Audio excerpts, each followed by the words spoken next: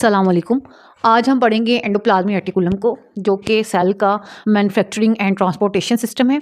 तो ये बहुत सारे इंपॉर्टेंट फंक्शन जैसे synthesis, transport, processing and then transport of the proteins and lipids, ठीक है, के फंक्शन में इन्वॉल्व है। तो इसको हम आज डिस्कस करेंगे, डिटेल से स्ट्रक्चर भी देखेंगे, टाइप्स भी देखेंगे और साथ में इसकी हम फंक्शनिंग भी देखेंगे।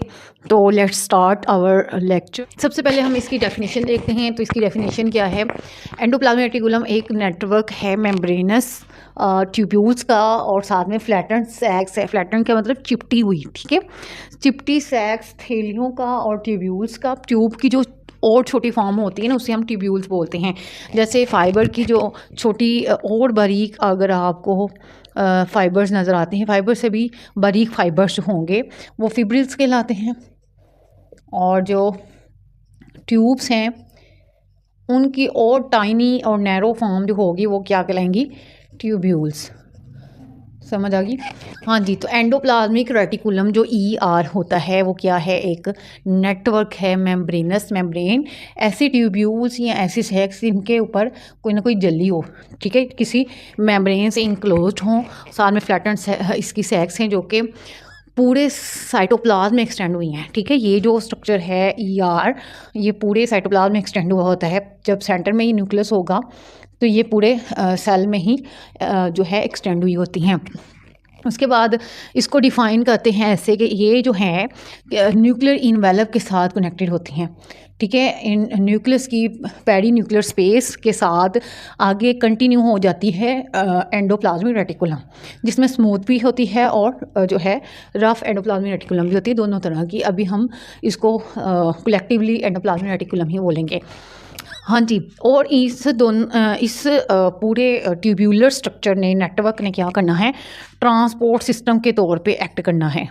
कैसे ये अपने फंक्शन परफॉर्म करेगा? As a transport system for the materials, चीज़ों के को ट्रांसपोर्ट करने के लिए। उसके बाद देखें तो हमारे पास इसका स्ट्रक्चर कैसा होता है। इसके स्ट्रक्चर में 3 मेन पार्ट्स हैं। एक तो हमारे पास आ जाती है सिस्टर्नी, दूसरा हमारे पास है ट्यूब्यूल्स और तीसरा हमारे पास है वेसिकल्स। सिस्टर्नी वो होते हैं जो कि चिपटे थैलियाँ जो होंगी उन्हें हम कहेंगे, जो यहाँ से आके सैक्स बन जाएंगी, थैलियाँ बन जाएंगी, उन्हें हम सिस्टर्नी बोलते हैं। ट्यूब्यूल्स वो होती हैं जो नेटवर्क क्रिएट कर रही हैं, ठीक है, और साथ में जुड़ी भी हुई हैं। तो नेटवर्क सिस्टम जो होगा, जो ट्यूब्स की मांद होगा, उसे हम ट्यूब्यूल्स बोलेंगे। और वेसिकल जो होते हैं वो फ्लूइड फील्ड होते हैं, यानी कि यहाँ से जब एक सैक्स निकलेगी जिसमें फ्लूइड भी होगा, जिसमें कोई मटेरियल भी ट्रांसपोर्ट करना है ज़रूरी, या प्रोटीन कह लें, क्योंकि यहाँ पे राइबोसोम्स हैं आपको नज़र आ रहे। तो जब यहाँ पे प्रोटीन जो है रेडी होगी और यहाँ से थैलीनुमा कुछ यहाँ से अलहदा होगा, तो उसे हम क्या बोलेंगे? वेसिकल। यहाँ से कोई भी मटेरियल ट्रांसपोर्ट आगे ट्रांसपोर्ट करवाना है किसी और पार्ट तक या किसी और आउट ऑफ द सेल, तो वो किसी थैलीनुमा स्ट्रक्चर में जाएगा और उसमें फ्लूइड भी होगा और वो क्या कहलाएगा? वेसिकल। ठीक हो गया। उसके बाद इसके स्ट्रक्चर में देखें तो ये सारे इंटरकनेक्टेड हैं और अक्सर ही इनमें क्या होता है, ये जो है इन्वेलप, जो न्यूक्लियर इन्वेलप है, यहीं से ये कंटिन्यू हो जाता है। न्यूक्लियर इन्वेलप से तो ये आगे शुरू हो जाता है। कंटिन्यू का मतलब होता है यहीं से ये स्टार्ट हो जाती है। दूसरा यहाँ पे है कि जो ER की मेम्ब्रेन होती है वो जिस इनर स्पेस को इनक्लोज करती है उसे हम लुमन बोलते हैं। इसके इन ट्यूब्यूल्स और अभी जो सिस्टर्नी के अंदर जो हमारे पास स्पेस होती है उसे हम बोलते हैं लुमन, ठीक है। हाँ जी। न्यूक्लियस के जो दो मेम्ब्रेन्स के दरमियान स्पेस थी उसे हमने बोला था पेरीन्यूक्लियर स्पेस, पेरीन्यूक्लियर स्पेस। लेकिन इनके दरमियान, दो मेम्ब्रेन्स ट्यूब्यूल्स के दरमियान की स्पेस को हम लूमन बोलते हैं। ठीक हो गया। उसके बाद जो ER है तकरीबन पूरे सेल का 10%, बिल्कुल न्यूक्लियस की तरह ये भी 10% जो है वॉल्यूम ऑक्यूपाई कर रहा है।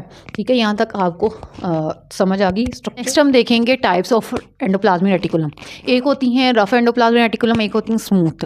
रफ में ये होता है कि इसके ऊपर राइबोसोम्स होते हैं, जैसे कि आपने 9th क्लास में पढ़ा है, और जो स्मूथ होती है उसके ऊपर राइबोसोम्स नहीं होते। ठीक है, तो राइबोसोम्स के होने की वजह से क्या होता है, इसकी आउटर सरफेस पे प्रेजेंट होते हैं। तो राइबोसोम्स होने की वजह से एक रफ ग्रैनुलर अपीयरेंस आती है जिसे हम बम्पी अपीयरेंस कहते हैं। ठीक है, बम्पी अपीयरेंस। ठीक है, इसके ऊपर बम्प्स आपको नज़र आ रहे हैं राइबोसोम्स की वजह से जब आप इसको माइक्रोस्कोप के नीचे देखेंगे। ठीक है, तो कहते हैं it is usually found near the nucleus और गोल्जी अपरेटस। और ऐसी रफ एंडोप्लाज्मिक रेटिकुलम आपको गोल्जी अपरेटस के पास या न्यूक्लियस के पास ही नज़र आती है। तो ऐसा क्यों है ये देखें। अब देखें, सबसे पहले इसकी फंक्शनिंग से आपको पता चलेगा कि जब ये प्रोटीन सिंथेसाइज करवाते हैं, क्योंकि यहाँ पे राइबोसोम्स हैं, तो राइबोसोम्स का क्या फंक्शन है, प्रोटीन सिंथेसिस करना। अब राइबोसोम जो रफ एंडोप्लाज्मिक रेटिकुलम पे प्रेजेंट हैं, जिन साइट्स पे प्रेजेंट होंगे वहाँ पे प्रोटीन सिंथेसिस होगी।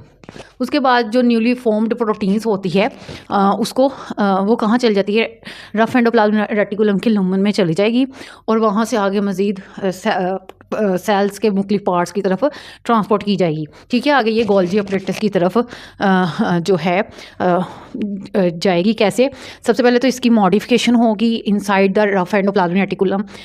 ये केमिकली मॉडिफाइड होगी। अगर प्रोटीन्स तैयार हुई हैं तो प्रोटीन्स के साथ कार्बोहाइड्रेट्स लगाए जाएंगे और इससे ये ग्लाइकोप्रोटीन में मॉडिफाई हो जाएगी।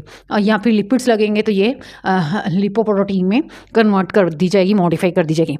आफ्टर मॉडिफिकेशन क्या होगी, क्या होता है यहाँ पे कुछ प्रोटीन्स और फॉस्फोलिपिड्स जो होते हैं रफ एंडोप्लाज्मिक रेटिकुलम उनको बनाते हैं और उनको यूज़ किया जाता है ताकि नए सेलुलर मेम्ब्रेन जो सेल की मेम्ब्रेन्स हैं उसको बनाया जा सके।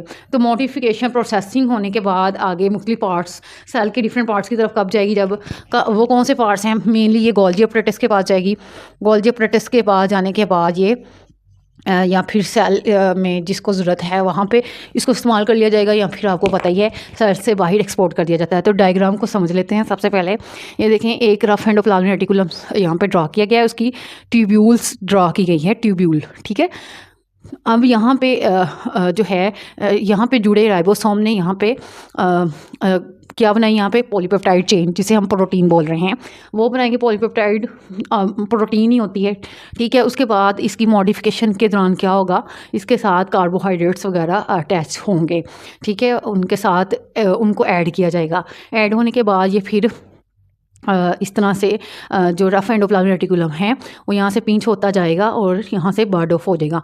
बर्ड ऑफ होने से ये क्या बन जाएगा, एक वेजिकल बन जाएगा और ये वेजिकल आगे जो है मज़ीद प्रोसेसिंग के लिए गोल्जी अपरेटस के पास भेजा जाएगा। गोल्जी अपरेटस से ये गोल्जी अपरेटस को मज़ीद मॉडिफाई करेगा और मॉडिफाई करने के बाद इसे सेल से एक्सपोर्ट कर दिया जाएगा या फिर सेल के अंदर ही यूज़ कर लिया जाएगा। और रफ एंडोप्लाज्मिक रेटिकुलम का जो मेन फंक्शन है वो होता है मेम्ब्रेन्स बनाना। सेल की जो अपनी मेम्ब्रेन बननी होती है वो कहाँ से आती है, उसके जो फॉस्फोलिपिड्स होते हैं वो कहाँ से आते हैं, वो यहाँ से रफ एंडोप्लाज्मिक रेटिकुलम से ही आएंगे। और यहाँ पे जो राइबोसोम्स जो हैं उनके पास ऐसी इंफॉर्मेशन होती है जो कि किसी पॉलीपेप्टाइड चेन को बनाने के लिए चाहिए होती है, यानी कि जो भी प्रोटीन बनानी है वो फॉस्फोलिपिड्स हैं या कोई प्रोटीन है। समझ आ गई। उसके बाद देखते हैं स्मूथ एंडोप्लाज्मिक रेटिकुलम। नेक्स्ट हम देखेंगे स्मूथ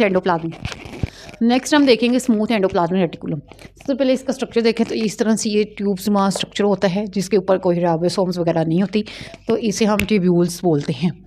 क्या बोलते हैं हम, ट्यूब्यूल्स। ठीक है, तो ट्यूब्यूल जो इंटरकनेक्टेड होती हैं और स्मूथ होती हैं क्योंकि इनके ऊपर कोई राइबोसोम्स नहीं होते। फंक्शन देख लेते हैं। तो स्मूथ एंडोप्लाज्मिक रेटिकुलम का जो है फंक्शन बड़े ही ज़्यादा इंपॉर्टेंट है। सबसे पहले पहला फंक्शन इसका ये है कि ये लिपिड्स और स्टेरॉइड्स जो होते हैं उनको सिंथेसाइज करते हैं। दूसरा, कार्बोहाइड्रेट्स मेटाबॉलिज्म में इन्वॉल्व है, यानी कि कार्बोहाइड्रेट्स को स्मॉलर मॉलिक्यूल्स में ब्रेक डाउन करते हैं उनके सब यूनिट्स में। ठीक है, तो कार्बोहाइड्रेट्स कहाँ किससे मिलके बने होते हैं, सेक्राइड से मिलके बने होते हैं। तो मोनोसेक्राइड्स उनको डाइसेक्राइड्स में कन्वर्ट किया जाता है। उसके बाद है हमारे पास नंबर 3 पे बहुत ही इंपॉर्टेंट फंक्शन जो कि स्मूथ एंडोप्लाज्मिक रेटिकुलम परफॉर्म करते हैं, वो ये है कि डिटॉक्सिफिकेशन करते हैं हार्मफुल सब्सटेंसेस। जैसे ड्रग्स आप अद्वियात कोई खाते हैं, कोई पॉइजन चला जाता है आपकी फूड के साथ, या फिर ख़ास कर वो जो लीवर सेल्स में होते हैं, लीवर सेल्स के स्मूथ एंडोप्लाज्मिक रेटिकुलम क्या करते हैं, डिटॉक्सिफिकेशन करेंगे अद्वियात की और पॉइजन्स की। नंबर 4 पे है हमारे पास, ये कैल्शियम को स्टोर करके रखते हैं और जब मसल्स को कंट्रैक्ट करना है यानी मसल मूवमेंट होनी है तो तब ये उनको रिलीज़ करते हैं कैल्शियम आयंस को। आई होप कि आपको ये लेक्चर आसान लगा होगा, पसंद आया होगा। तो वीडियो को लाइक कीजिएगा और चैनल पे नए हैं तो चैनल को सब्सक्राइब कर दीजिएगा और एक प्यारा सा कमेंट कर दीजिएगा ताकि मैं नेक्स्ट वीडियो आपके लिए रेडी रखूँ।